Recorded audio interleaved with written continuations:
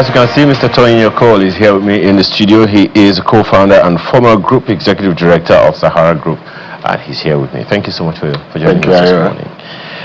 Peter Drucker, that management consultant, once said, and one of my favorite quotes, that the most important thing in communication is hearing what isn't said.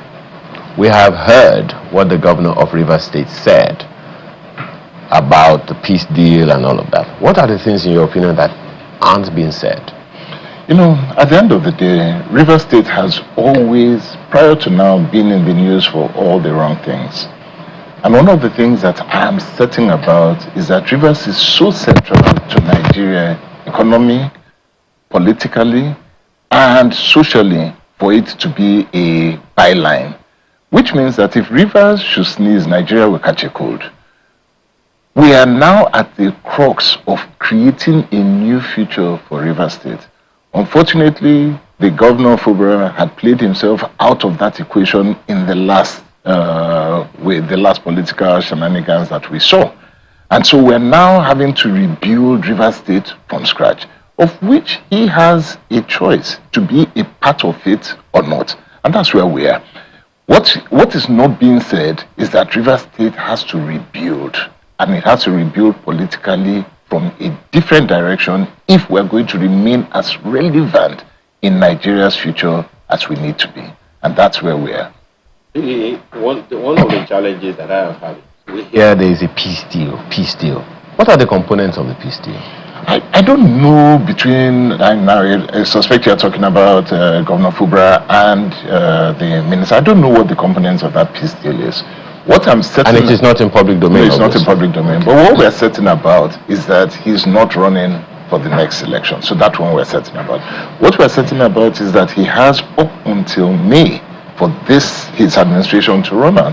What he does between now and May would be components of that peace deal that he has. What we're seeing is that we're no longer in the news as Rivers State because we are fighting, we're impeaching, we're doing this and that. And those were the things that made sure that governance was non-existent in Rivers State for the last 4 years. There was nothing like governance at all. And who suffered? The people. Are we going to continue that in the next administration? God forbid. You know, one of the reasons I asked that question is because on the one hand, we have heard about this peace deal, but we shouldn't confuse this elite reconciliation with democratic or political stability, without which we can't really have the kind of peace and progressive development that we want, isn't it? Absolutely. On that, I agree with you 100%. And that is why the future must be built on a very different standard. It must be. I know we have a big problem, and democracy in Nigeria at the end of the day is at a test right now.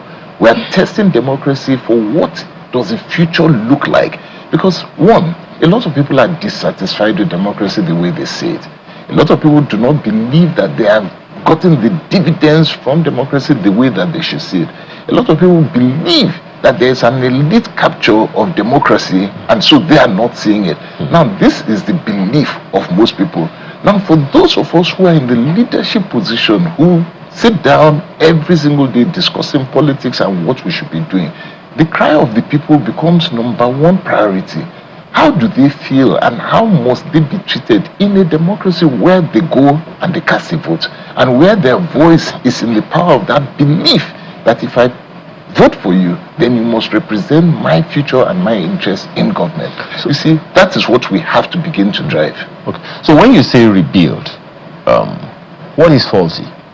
Because one of the things that a number of people would point to now is that if it is so easy for, one individual to so disrupt, if I can use the term, or hold a position that affects the lives and livelihood of the government of a whole state, then I'm asking, what is faulty?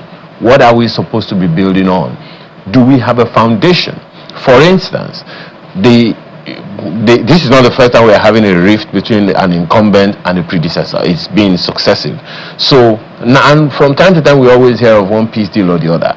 But the issues are never really resolved as far as most Nigerians are concerned. So there is a peace deal, and then we move on. What are the issues? We don't know what the issues are. So when you talk about rebuilding, what exactly is faulty that we are rebuilding? I heard you speaking to Mope, and I was just listening through what you were saying. And one of the fundamental issues that you picked about was the people and their own part to play. About the understanding of the difference between federal, state, local government, and even the councillors at the bottom. That lack of understanding by the people of what democracy really is. You see, democracy is not just the ability to take and go and vote on that day. Democracy does not come every 4 years when you go and vote. Now I'm talking about the people, when you just go and vote and all of that. Long before that, there are institutions of democracy. There are people who practice it on a daily basis, and your knowledge as a people of who they are, what they're doing, the accountability that they must be held to is critical. That office of the citizen is just as important as the office of the governor. What is broken is that there is no discussion there. There's no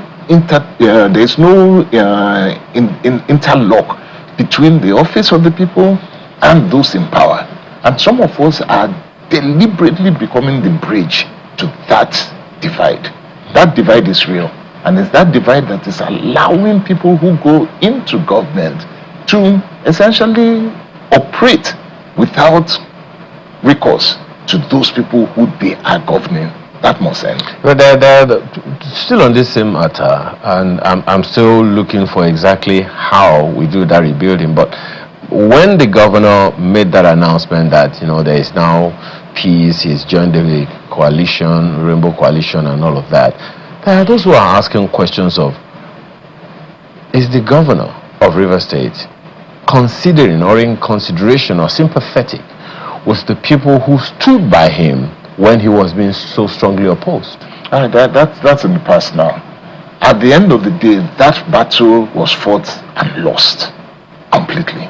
So that battle was fought and lost completely. Now, once that is done, my assumption is that he would have gone with his own close allies, discussed with them, and said that this is the best way that he has to move forward for the next 6 months or thereabouts of his administration.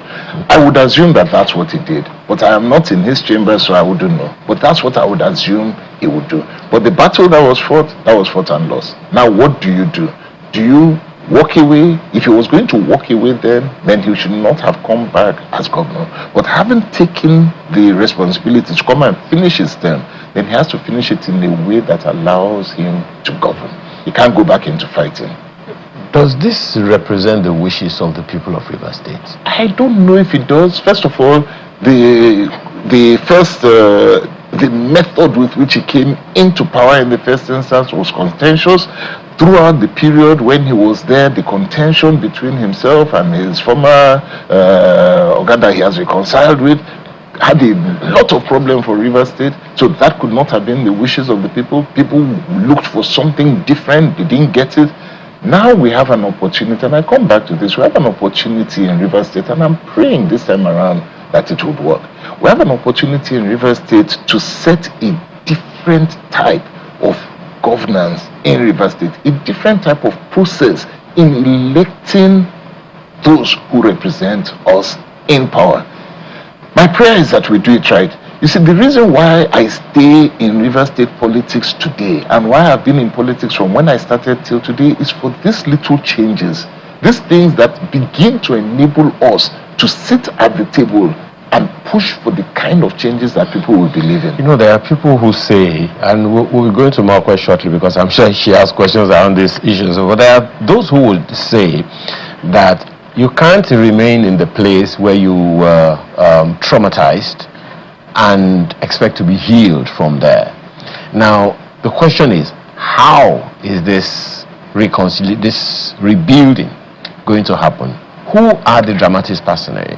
Because if it is the same people who started the problem, people are going to wonder, you knew it was wrong in the first place when you were doing it. So how are you going to solve the problem? So how is the process? What's the process of this rebuilding you're talking about? This is a very good point. For you to fully grasp what we're talking about, then you must understand that Rivers State was deeply divided. And when I mean deeply divided, it was divided by people who had gone to war, literally shooting at each other. Blood was spilled, lives were lost, families were divided. I remember a case, and I say this all the time. The first time I came into politics, I went into a church. We're talking of a church now. APC was on one side, PDP was on one side. The aisle was the dividing gap between both parties. One party on this side, another party, nobody was mixing.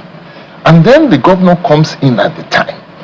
The entire PDP governor, the governor walks in, all of PDP stands up, all of APC sits down. You're in church for a funeral service. You're in church. That is the kind of division that they had. Nobody was talking to each other.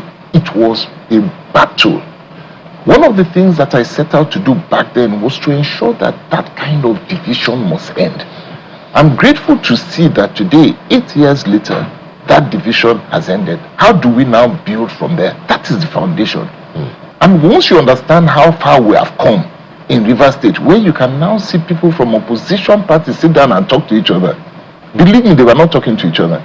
I went into a place where one of our former governors was there. He was on the other side. I went to shake his hand, and he removed his hand and walked away and warned me that I should not do that. Why? Because we were in public. And I was a candidate of APC. He warned me, said, never come, never ever do that again. I said, but Your Excellency, you are a leader of this state. And he said, stop that. Stop that. That is the kind of state and the kind of politics that I entered into. Well, there are other issues, but I'm pretty sure that Mape will still take you up on this, so let's not mix issues yet. Mape, go ahead. Okay, so I'm still trying to decipher. Are you still in the APC? Oh, yes, so I'm still in the APC. So you're a part of this rainbow coalition?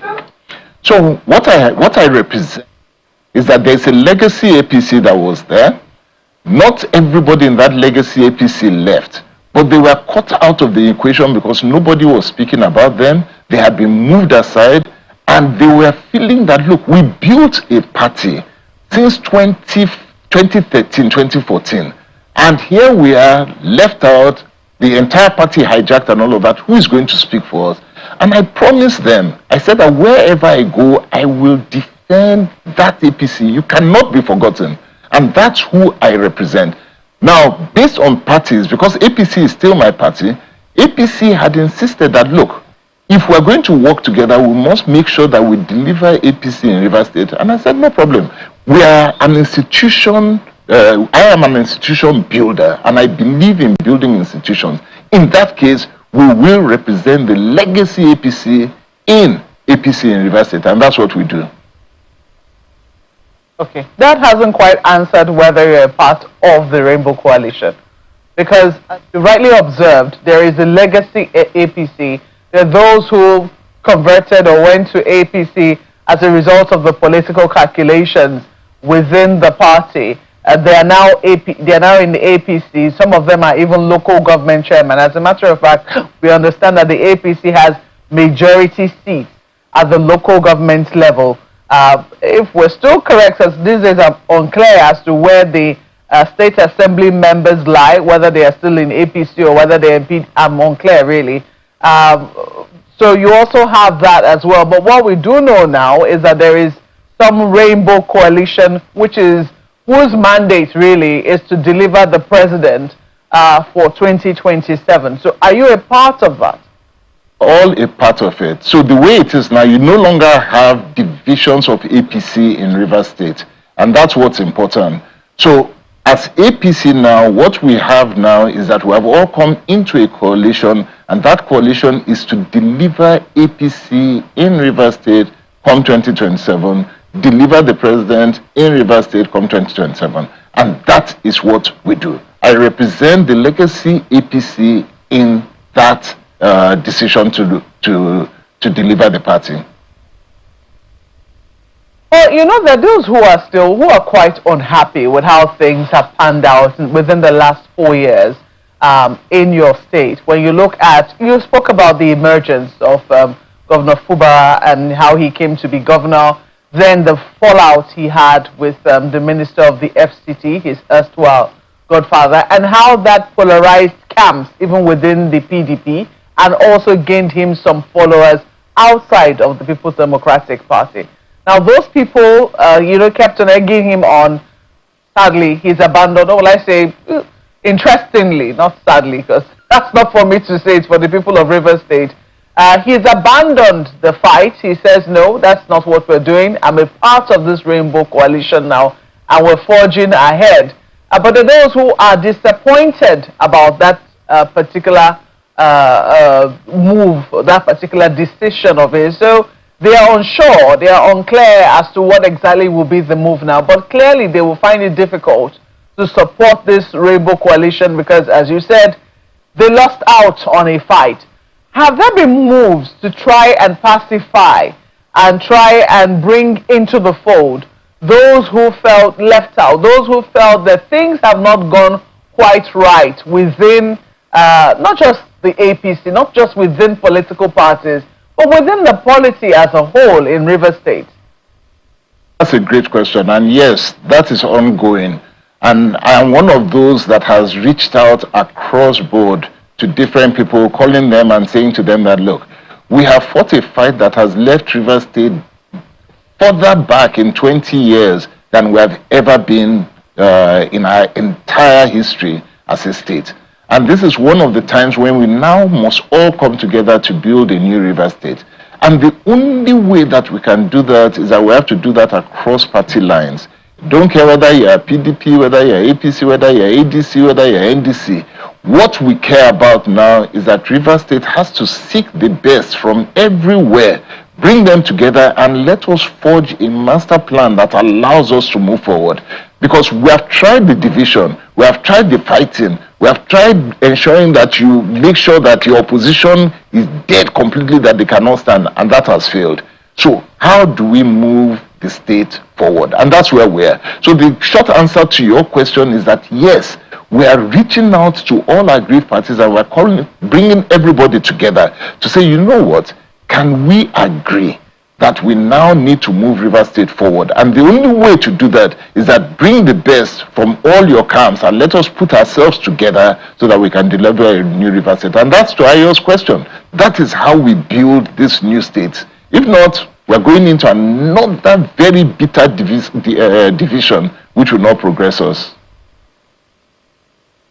There is some consensus around, among political actors as to the second term of the president at the national level.